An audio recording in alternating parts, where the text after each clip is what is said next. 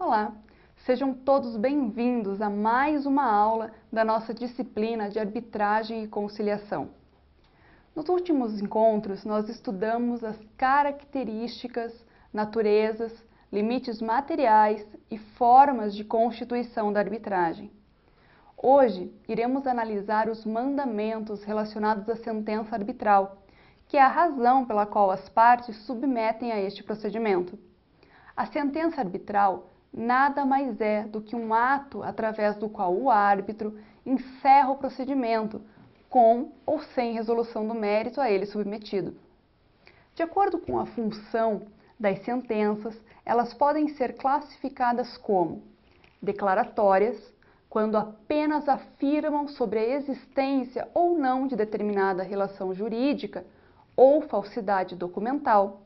Podem ser constitutivas, responsáveis por declarar um direito acrescido de um dispositivo que constitua, modifique ou extinga a relação jurídica nele respaldada.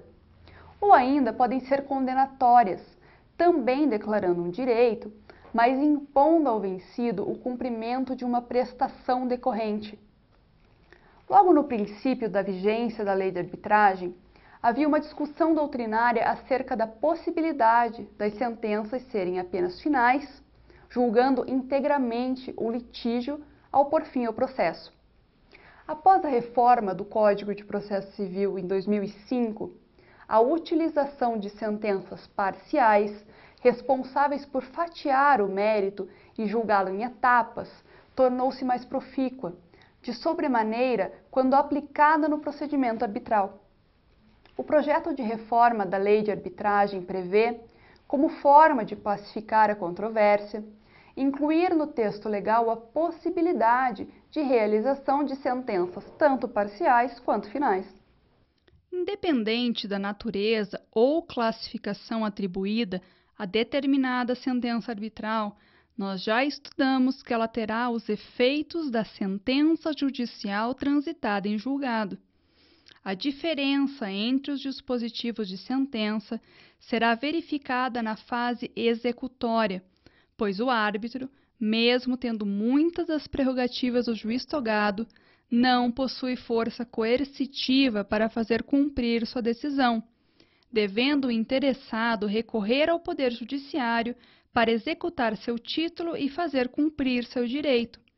Quando a parte necessita recorrer ao Estado para cumprimento forçado da sentença arbitral, as regras seguem os dispositivos previstos no Código de Processo Civil aplicados aos títulos executivos judiciais.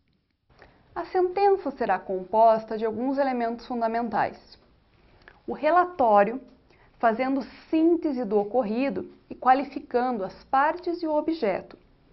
A motivação, onde será desenvolvida a fundamentação, e o dispositivo, no qual constarão as normas para a resolução do conflito, além da data e o lugar onde a sentença for proferida.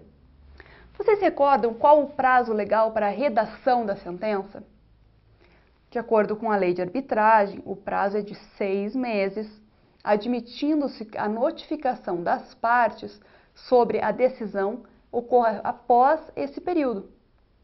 Variações decorrentes da autonomia da vontade serão perfeitamente aceitáveis.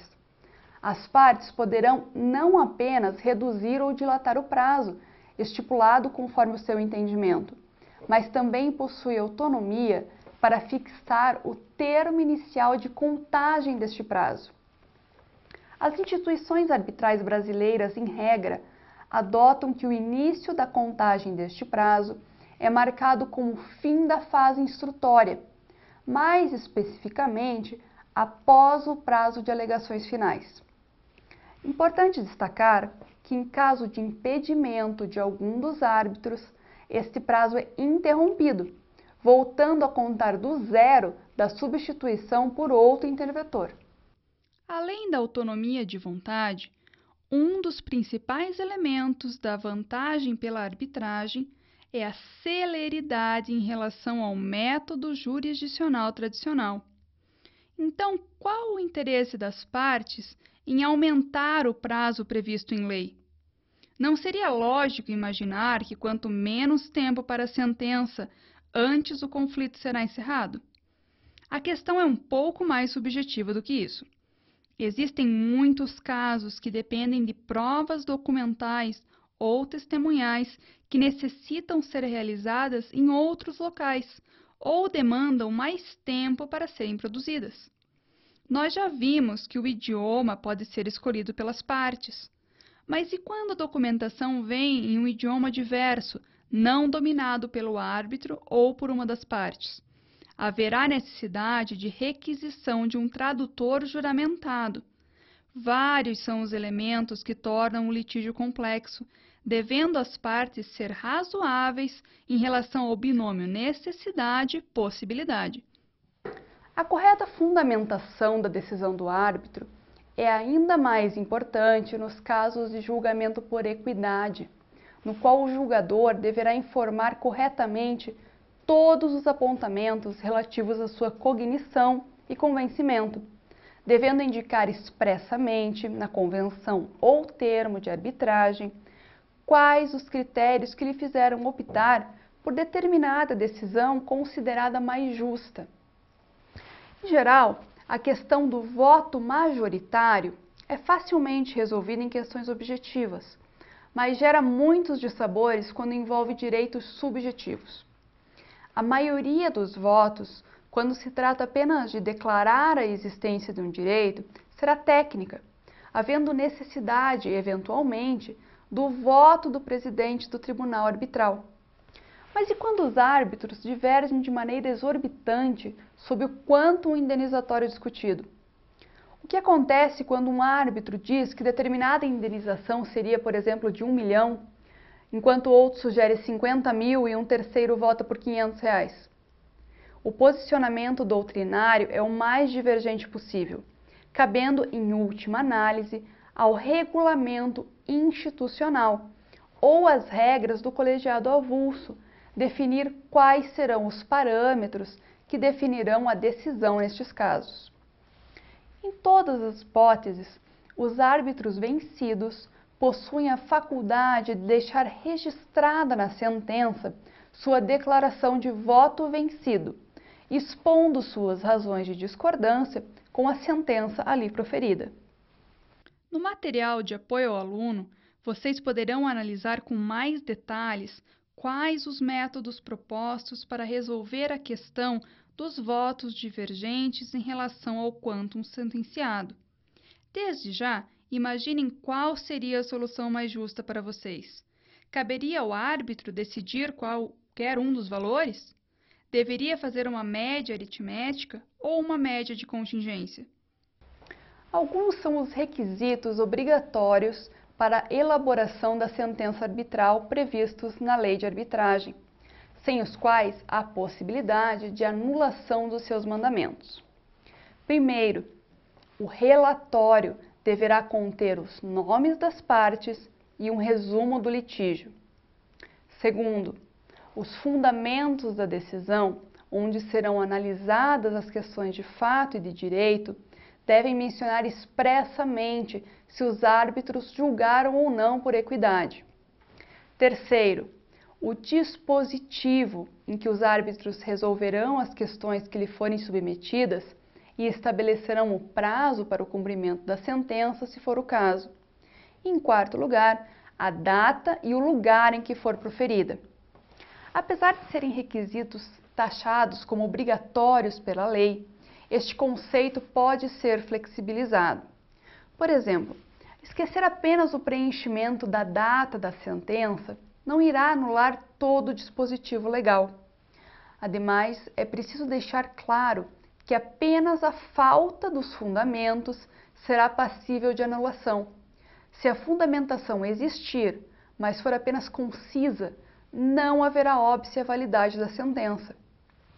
Clareza e precisão também serão elementos fundamentais para cumprimento da referida decisão. Levando-se em consideração que o árbitro é escolhido pelas partes, espera-se uma diligência maior na elaboração dos seus fundamentos, com a análise mais apurada dos fatos apresentados e cuidado na redação da sentença. Proferida a sentença arbitral, será encerrada a arbitragem, devendo o árbitro ou o presidente do tribunal arbitral enviar cópia da decisão às partes por via postal ou por qualquer outro meio de comunicação, mediante comprovação de recebimento, ou ainda integrando diretamente as partes mediante recibo. As partes podem livremente transigir e chegar a um acordo autocompositivo durante o processo arbitral. Reduzindo o acordo a termo, com as devidas assinaturas, configura-se o título executivo extrajudicial, sem necessidade de aprovação do árbitro. Apenas por uma questão de segurança jurídica, podem as partes facultativamente optar pela homologação arbitral prevista no artigo 28 da Lei de Arbitragem, transformando o acordo em um título executivo judicial, provocando a extinção do processo. A Lei de Arbitragem prevê a possibilidade de pedido de correção ou esclarecimento de sentença. Para o caso de erros materiais, o árbitro poderá corrigi-los de ofício a qualquer tempo. São questões evidentemente técnicas, como a troca de uma palavra ou data, erros de contas, substituições de nomes, entre outros. Mesmo o juiz togado, em sede de execução, poderá corrigir tais erros evidentes. A outra parte terá apenas ciência dos embargos, não cabendo manifestação. Mesmo sem previsão normativa, entende-se possível a aplicação de efeitos infringentes, que são modificativos, aos embargos, quando, por exemplo, o pedido de esclarecimento sobre um prazo reconhecer uma prescrição antes não analisada, ou seja, quando houver nexo lógico entre a modificação e o pedido de correção ou esclarecimento. Nestes casos, haverá possibilidade da parte contrária manifestar-se por respeito ao princípio do contraditório. Diante de algumas possibilidades previstas no artigo 32 e 33 da Lei de Arbitragem, podem as partes solicitar nulidade da sentença proferida. São questões que versam sobre a nulidade do compromisso firmado, sentença emanada de quem não podia ser árbitro, em casos de corrupção passiva, entre outros fatores. Neste quesito, há também divergência doutrinária passível de gerar situações delicadas para as partes, seus procuradores ou mesmo aos árbitros. Alguns autores defendem que o rol do artigo 32 da Lei de Arbitragem seja eminentemente taxativo, não comportando outras hipóteses. Ou ainda, seja considerado quase taxativo, por também abranger situações que afetem os princípios protegidos pela própria lei, como a ordem pública e os bons costumes. Em posições opostas, há doutrinadores que admitem, em função da natureza obrigacional do Instituto, que todas as causas de nulidade absolutas e relativas aplicadas aos negócios jurídicos são também aplicáveis à sentença arbitral. De acordo com o Código de Processo Civil 2015, as partes podem decretar nulidade da sentença arbitral por meio da ação judicial de impugnação ao cumprimento de sentença. Estando as partes satisfeitas com o resultado da sentença arbitral, estas poderão renunciar ao direito de impugnação mediante duas vias: expressamente, declarando que não desejam atacar a sentença, ou então tacitamente, simplesmente não promovendo a ação no prazo legal. Caso desejem impugná-la, as partes deverão se ater aos casos e procedimentos previstos na Lei de Arbitragem. Encerramos aqui o estudo de todos os aspectos importantes referente à instituição da arbitragem. Havendo dúvidas, lembrem-se sempre de recorrer ao material de apoio e consultar a doutrina indicada. Nosso próximo tópico de estudo será relativo à conciliação. Bons estudos e até logo mais!